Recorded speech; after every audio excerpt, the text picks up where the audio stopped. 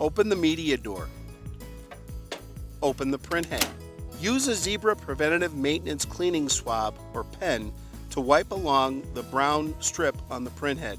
Or you can use a lint-free cloth moistened with a solution of 9 parts isopropyl alcohol and 1 part deionized water.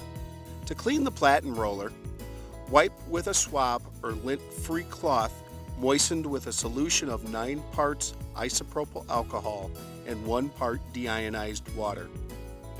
Allow the solvent to evaporate. Close the printhead. Close the media door. Clean the printhead on a regular basis to extend its life and to prevent inconsistent print quality.